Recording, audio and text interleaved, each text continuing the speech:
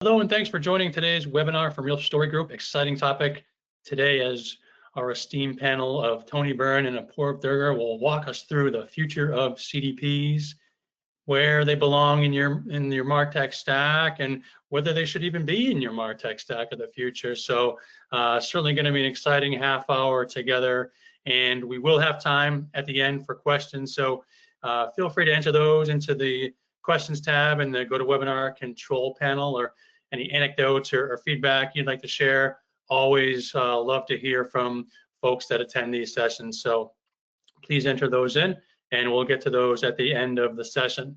You'll also get a copy of the slides from today's presentation.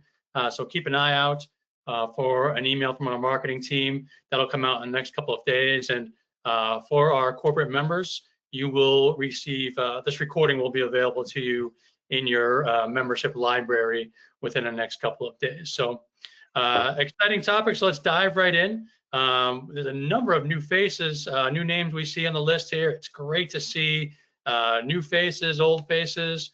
But for those that are just brand new to Real Story Group, just wanted to give you a little bit of a high-level look at us. We've been at this for 25 years now and have always kept the same approach when it comes to the way that we evaluate vendors. We don't work for them in any way.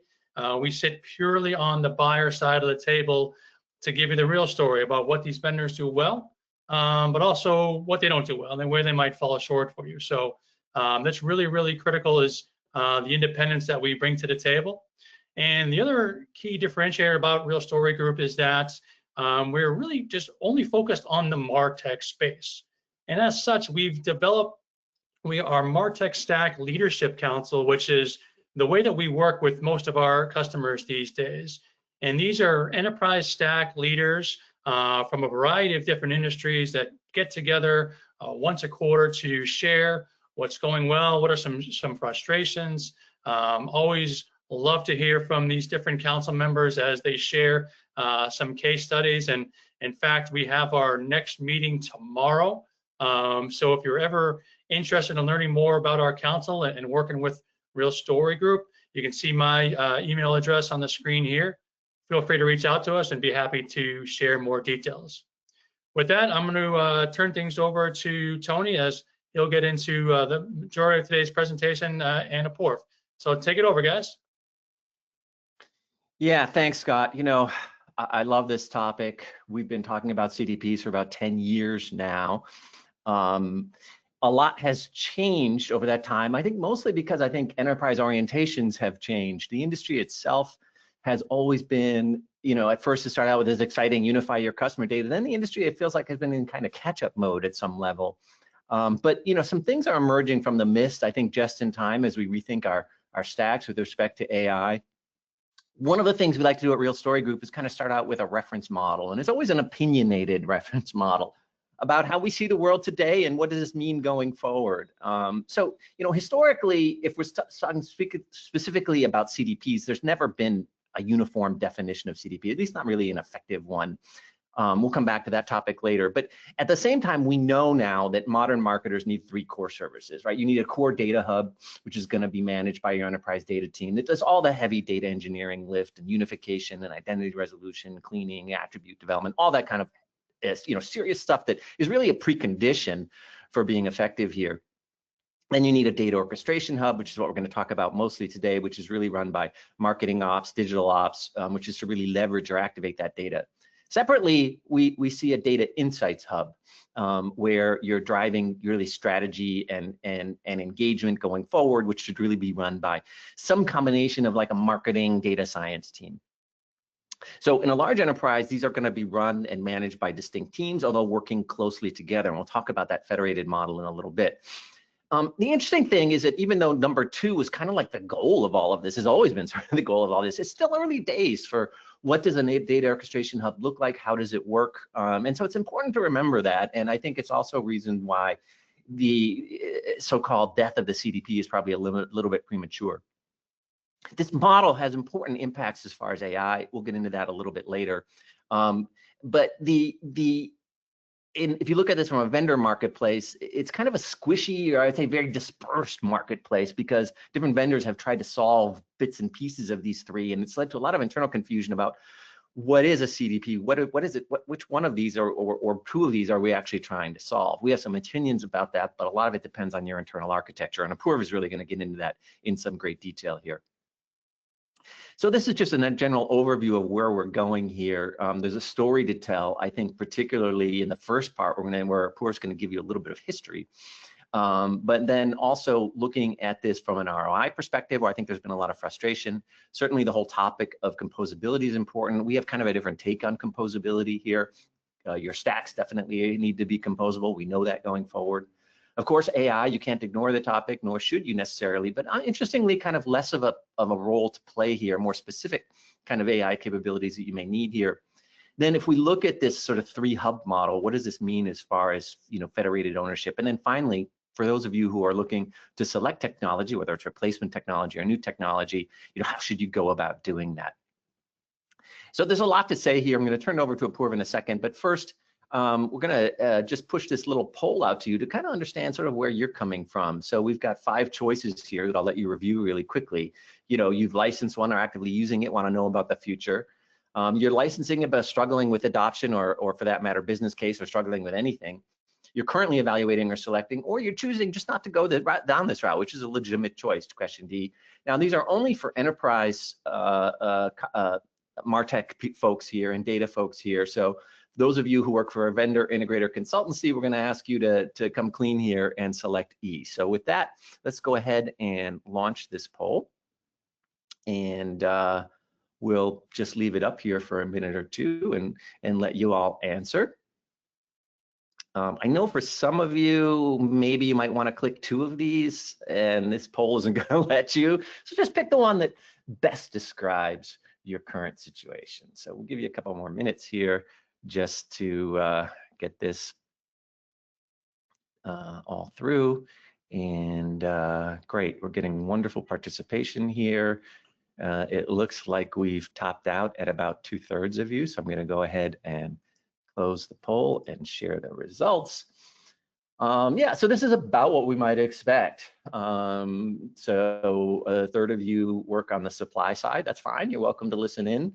But we're really focused on the top 4. This session is really focused on the top 4 bars here. Those of you who have actively licensed a CDP, wonderful. Licensed but struggling a little bit. I might have expected that number was a little bit higher because we have seen some struggles here, but that's okay. And then currently evaluating or selecting. I'm going to tune you into this whole thing, but in particular, the last section that we're going to get into here. So thanks for telling us a little bit about yourself. Always handy for us as we emphasize or de-emphasize different pieces. But now I'm going to turn it over to my colleague Apoorv, who's going to go through the first theme, which is around packaged CDPs, right? So this is CDPs as a platform as opposed to customer data management as a discipline. And he's going to give you a little bit of history here, which is really interesting, from where it's gone from kind of a database to decisioning. So Apoorv, take it away.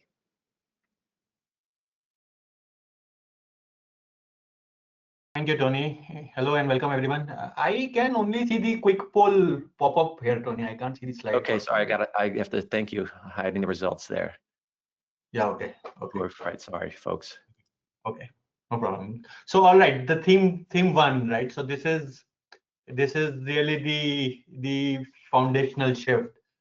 So this chart on this slide, the past and future of CDPs, it highlights the milestones that have really shaped the CDP landscape. Back in 2013, we had what I'd call a quasi-CDP, right? So basically, ESPs and marketing automation platforms bolting on some form of basic profiling.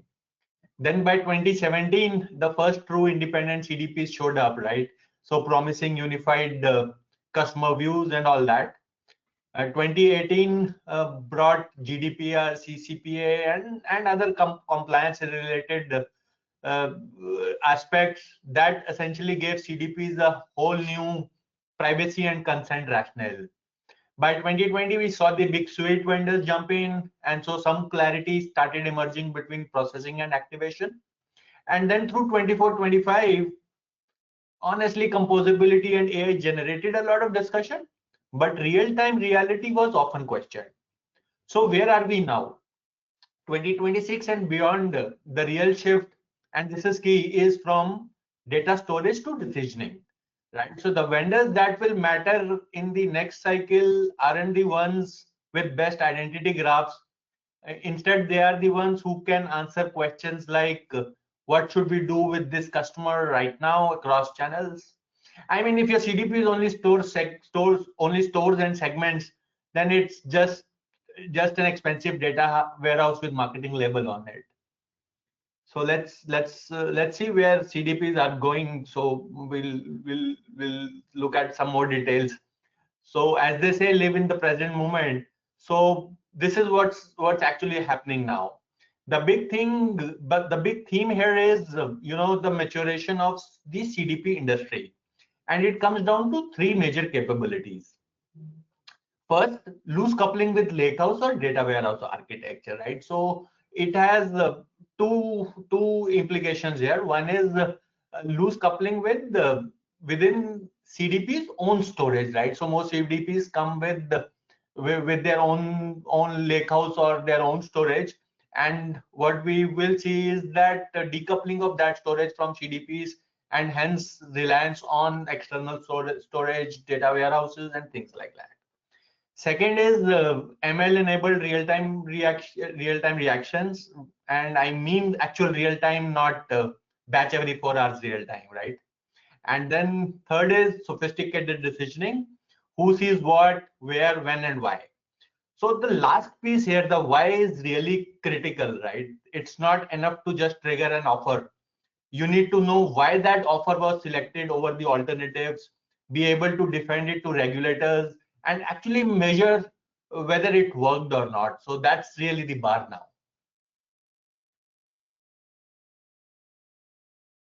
So let's look at the next theme, total cost architecture driven, right? So let's talk about money, and specifically the money that you're probably not tracking, right? So look, at RSG, we found that hidden costs sit behind many, I'd say most V1 CDP failures to prove ROI, right? And the pattern is always the same. An enterprise optimizes for license price, then they launch, and then they get blindsided by other costs such as compute costs, activation volume, real-time workload charges, and so on. So here's the thing, a warehouse-centric design doesn't eliminate those costs in spite of what vendors claim, right? So in that kind of a design, the costs just shift upstream. So whether you are paying Snowflake or Databricks or your CDP vendor, the meter's running every time you process a real-time event or push a segment. So what do enterprises do then, right? So they need to model their costs by scenarios. So batch processing, triggered events, real-time activation, these all carry very different economics. You've got to stress test pricing at 2x, 3x of your growth. You need to factor in things like staffing and operating overhead, and not just the software licensing. And honestly, treat lock-in as a portfolio risk across your CDP, your cloud platform, and your channel tools. So if your vendor can't give you a transparent activity-based pricing, I think that's a major red flag that you need to address in the very beginning.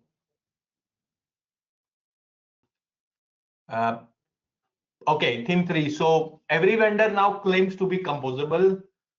Honestly, you need to be skeptical. You should be skeptical, right? So nearly all CDPs claim to be composable now, right? But look, composability goes well beyond just data storage, right? It's about being able to choose the right tools for the right job, making sure they work together to support your adaptability.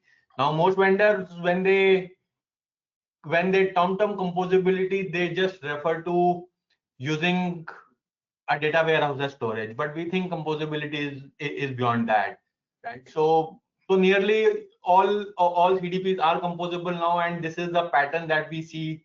We are seeing now marked difference between customer data processing and customer data orchestration, right? So the real question isn't is the vendor composable, it is where does my organization sit on the spectrum of composability, and do we actually have the data engineering maturity to operate there, right? So don't let a vendor sell you a composable architecture just because it sounds modern. Match that architecture to your operating model. In the next slide, we'll see some more details about that, right? So that's our RSG's reference architecture for a composable customer data foundation, right? So let's walk through it quickly. At the bottom, you see 3 logical hubs. There's customer data operations, that's your ingestion, processing, identity stuff, enterprise data intelligence for analytics and modeling. Then you have customer data activation, the third box, uh, which is for segments, audiences, and orchestration, right? So these are essentially your foundation services. So you will see the CDP labels scattered across this diagram. There is a tick mark, there is a question mark, and there is a cross. And that essentially shows where you may or may not actually need a CDP for doing what you want to do, right? So for decisioning AI or for activation, certainly very important. But for data operations, you might want to do that upstream in a data warehouse or somewhere else. Whereas for insights AI, you need AI at a level which is above just the marketing data, right? Which is how your insights will actually make more sense, right? So you may or may not need a CDP there, right? And that's really the composability decision we are talking about.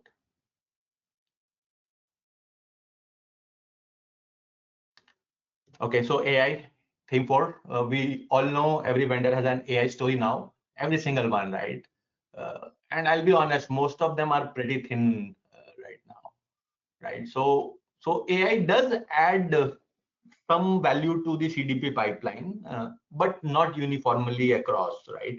There are 4 stages here, as you see in this diagram, right? So at ingestion and identity, or stage 1, AI does things like flagging data anomalies, improving probabilistic identity matching across devices, and so on. Then you have enrichment and modeling, things like predictive scoring, lookalike modeling, churn, propensity, etc.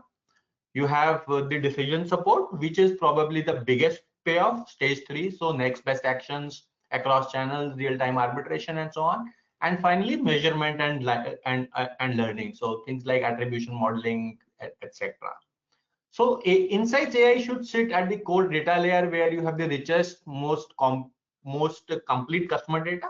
But decisioning AI, which is where the ROI actually lives, that should live at level 3 mostly, right? So don't let a vendor distract you with fancy AI at the wrong layer.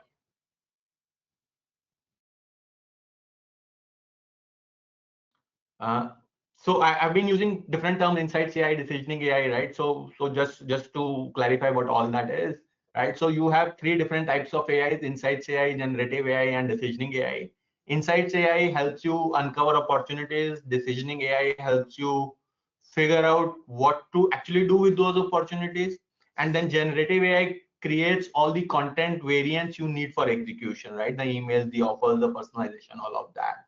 Now, initially, it's a pretty linear process, right? But as you discover, decide, create, over time, it feeds into itself and becomes a flywheel, right? So you use insights to measure how you did, you learn, you adapt, and then you feed it back, right? So it just repeats. Now, there is a caveat here, right? So you see at the bottom, uh, that's real. You've got AI hallucinations, content quality issues, intellectual property risks, and so on.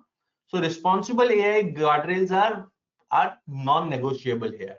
And honestly, most platforms can't fully deliver this yet. So you kind of have to bring your own governance to the table. And with governance comes the ownership and accountability, and that's the next thing that over to you, Tony, to take us through different platform ownerships and models. Yeah, thanks, Apoorv. The only other thing I'll mention on this is, really looking what I hope you take away from this looking at AI as something different than just something I layer in my CDP, but as really an enterprise capability that is inevitably, to get real value out of it, is going to employ different types of AI. That a lot of the value comes in this loop and not in doing it once in a linear way, as Apoorv mentioned. And so that in turn is driving, I think, a lot of internal work that external vendors can't necessarily deal with here. And there's also a whole number, Mike, to your question, there's a whole number of things that we could add under beware down here. There's a whole set of things. We have a separate reference model that we're happy to share with you offline around AI that talks about a lot of enterprise governance issues as well. But we've been working with a number of enterprises around taking this more holistic approach to things like content supply chain, campaign automation, a number of things, and helping them think that through and get the prototypes that are actually going to be more production ready. So if that's where you're at, happy to have that conversation with you. But in the meantime, let's go back to CDPs and customer data management again more generally. You're hearing this kind of back and forth that Apoorv and I are doing around customer data management as a process and a discipline and something you should do well, and CDPs, which is a separate issue. And I know some of your questions are also kind of scratching at that as well. And it's important to make sure that those two things are distinct. And that in terms of not just platform ownership, but I think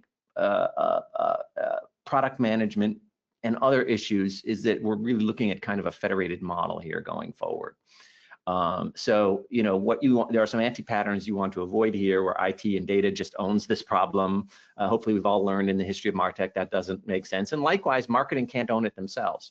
And then of course, we've seen this before, nobody owns it.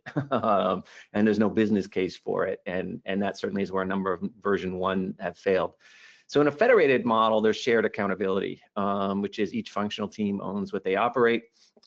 It's important in your marketing data in your marketing ops that you also have marketing data ops people who can work with your enterprise data team and maybe have some cross-functional teams there. So certainly cross-functional governance, but also cross-functional ops we've seen very successful here.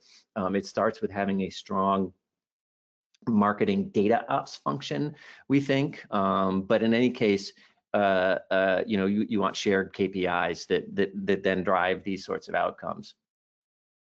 And so there's different teams here, and exactly where the boundary from one ends and the other picks up, this is something that can be discussed. I'm not sure that we've got super opinionated models on that, except that we do have this opinion that these are three different domains, and that you need some governance over them, and that you all want to be rowing in the same direction here, even though there's very different skill sets and organizational models in play. And so this is part of the key to unlocking success with a CDP or CDP-like technologies, is thinking through all of this from an ops perspective and really understanding the necessity and the importance of a federated model for that. So I think a third of you said that you were looking to potentially select a CDP or not. And what we have been saying really for the last 6 or 7 years is that architecture matters a lot.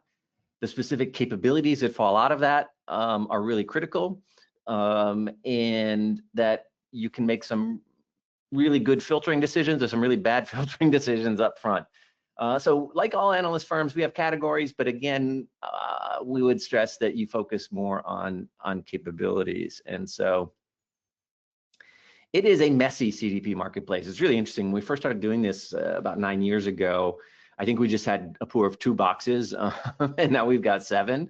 And even in these 7, we could probably slice and dice them. You might argue that there's some that, to be fair, probably straddle boxes and that sort of thing. But putting this into a 2-dimensional framework here on your screen, this is our best take at it. We make a distinction between more processing-oriented CDPs and more leverage. And so that goes back to Apoorv's graph, if you remember, where the CDP had the check mark around activation and then the question mark about whether it should do. For those of you who want to fill in that question mark and have a CDP do a fair bit of processing for you, you'd want to look over to the left. We think that actually the big divider here is the horizontal line that suites versus independents. Our experience has been, or I should say your experience has been, that people have seen lower results and more outright failures with suites. There's a number of reasons for that, among other things, because they have a tendency to be bought instead of sold, and you really want to go through an active selection process. So I think that's one of the big takeaways here. And we would always recommend that, having been the authors of this book, The Right Way to Select Technology, is that you want to take an agile, empirical approach to this, grounded in your business case. And so we've managed several dozen, or led several dozen CDP selections, and happy to advise you in that process as well. But if we look at the marketplace outlook, I think we'll see the suite vendors probably trying to absorb more parts of this customer data supply chain, but they are inevitably really playing a kind of a defensive game here, in as much as their real goal is to sustain their very lucrative engagement platforms. And so you have to decide, just because I like their horse, do I like their cart? And again, for most of you, the answer is going to be no. The independents are likely to specialize even more than they already. I think this is good. That's a natural occurrence in any maturing market. The warehouse native players may disrupt. So far, they've been very Swiss-like in terms of supporting any number of different CDPs. At some point, they might acquire or build a CDP themselves. That not says, or I would more pointedly, an activation layer. I think this would be a mistake, but that doesn't mean they won't do it, but that's a potential disruption. I think you'll still see continued fragmentation in this market, and that's okay. Generally, this is good for customers, right? That it's not an oligopoly, let alone a monopoly. And so you'll probably see some M&A going on. I'm not sure that you'll see a lot of CDPs disappear.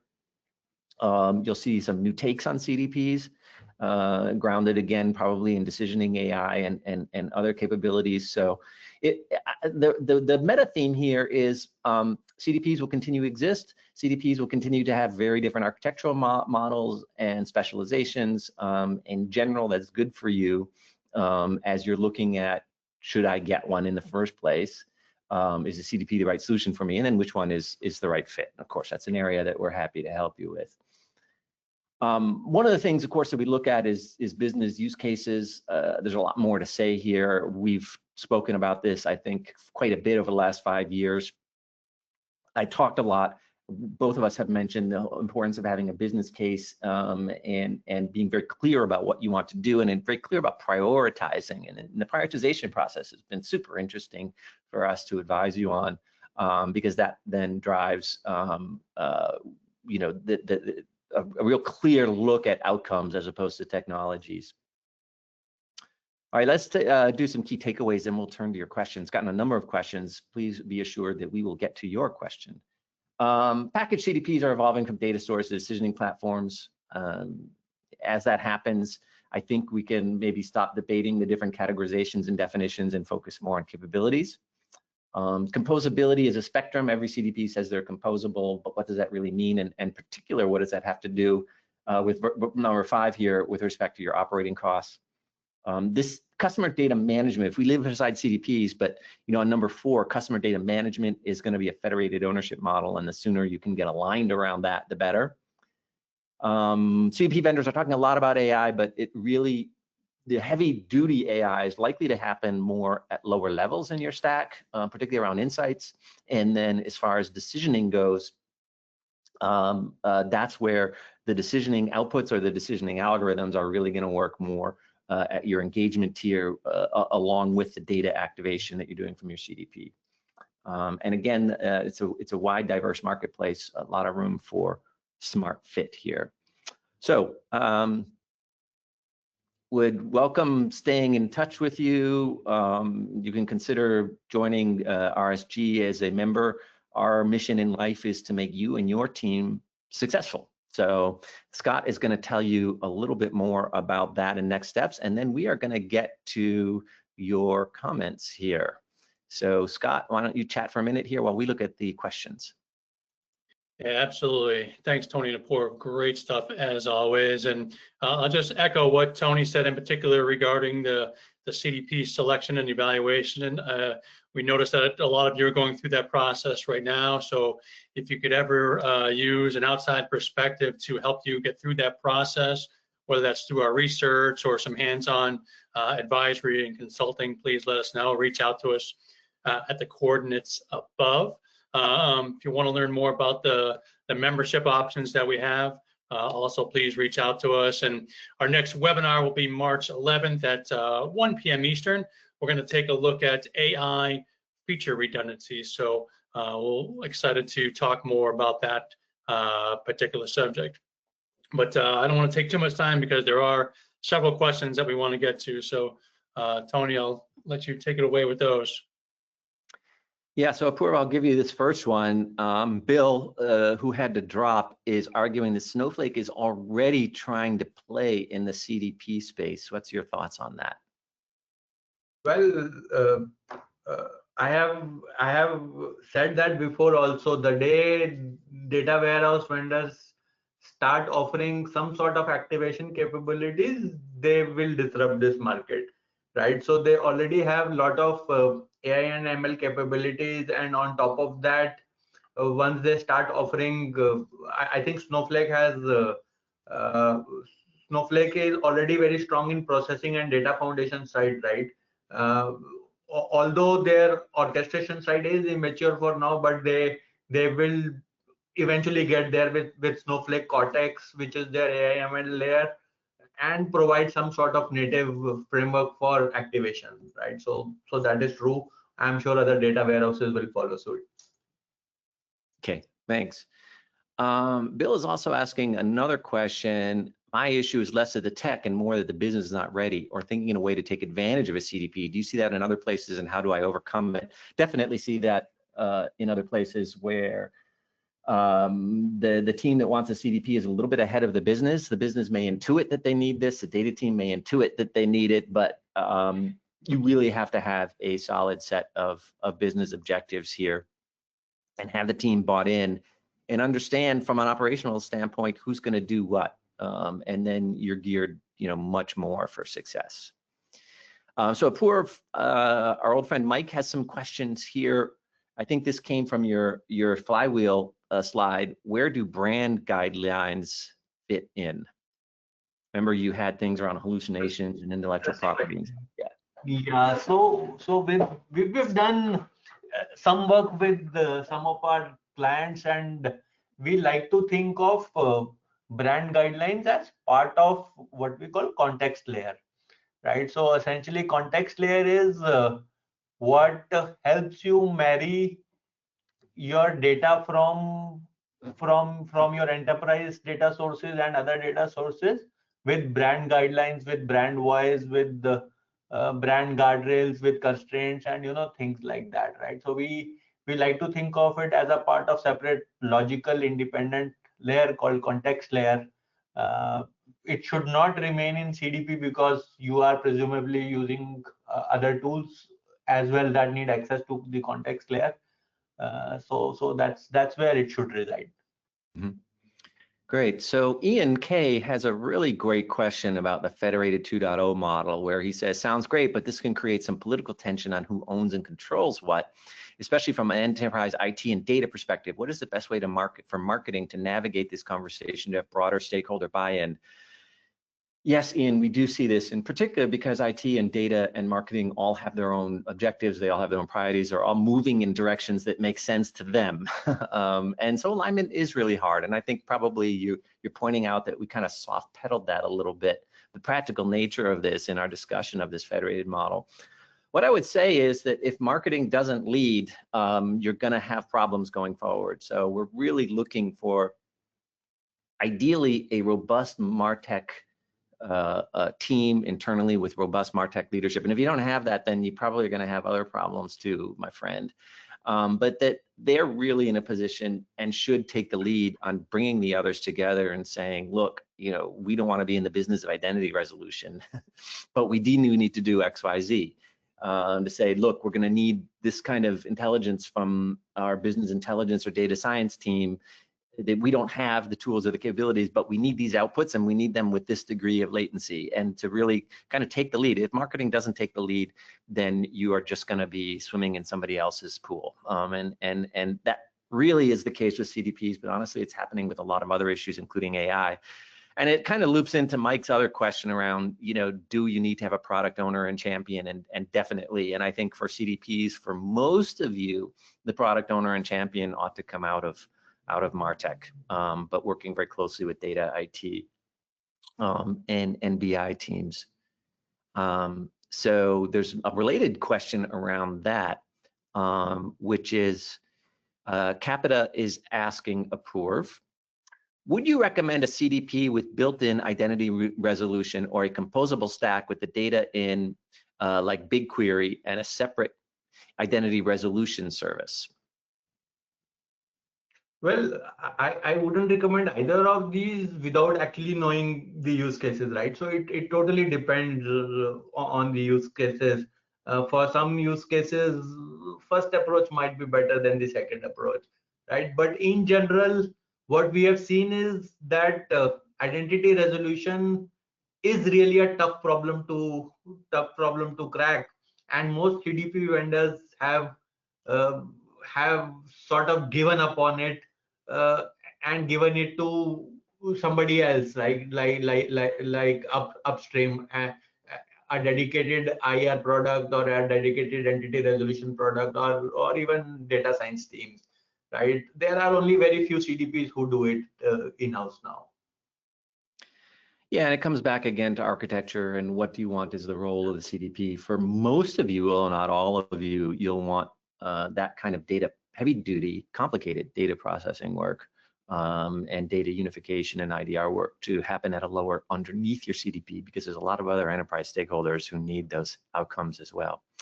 Okay, Tommy's got a couple of quick questions that then lead into another question from Steve G. Tommy's asking Apoorv, how about positioning CEPs or customer experience platforms versus CDPs, and journey orchestration engines versus CDPs? So first of all, it's a fascinating question, Tommy. You'll see that in our logo chart, we had some CEPs in there who have CDP-like capabilities. The thing about CEPs or customer engagement platforms is that they are they have a kind of a MarTech stack in a box for everything but content. In other words, they have a CDP, they have outbound marketing, they have personalization, they often have reporting and analytics. And so it's more of a mid-market play or sometimes upper mid-market play. And it makes a lot of sense for some companies that have smaller marketing, MarTech and marketing ops to get those. I would not use them as standalone CDPs, but I would use them if I was a mid-market or upper mid-market. And we've helped several firms in that category select CEPs. So it's a legitimate case for something where CDP actually is mixed and intermingled and bundled with a number of other engagement platforms, because you need all these things kind of like a mini stack in a box.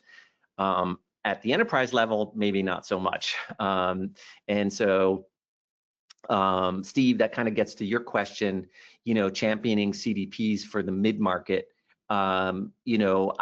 Yes, there are some mid-market firms that should have a separate CDP. Others might do better with more of a CEP that combines a number of services depending on their own internal capacity. We've done a couple webinars about that late last year, and I'll suggest that you go back into our library and take a look at that, or get in touch with Scott here at the coordinates on your screen. But Apoorv, Tommy's asking another question, which is, can we differentiate journey orchestration engines versus CDPs? So what's your take on that?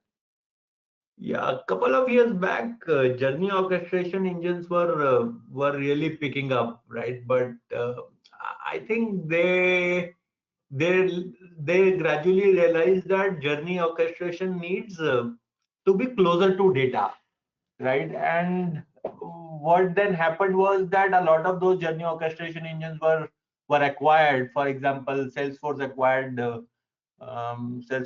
Evergage, right? And other companies acquired other tools, and a lot of CDPs started building some sort of journey orchestration capabilities, right? So that's where the market is at right now. There was there were two different marketplaces, but I think that's really not the case anymore. Yeah, and Tommy's following up saying this leads to CDPs plus Joe maybe. In certain large enterprises, we have suggested that their needs are sophisticated enough that they need two separate platforms for that, and they have two different teams that are ready to run and manage those platforms and work together.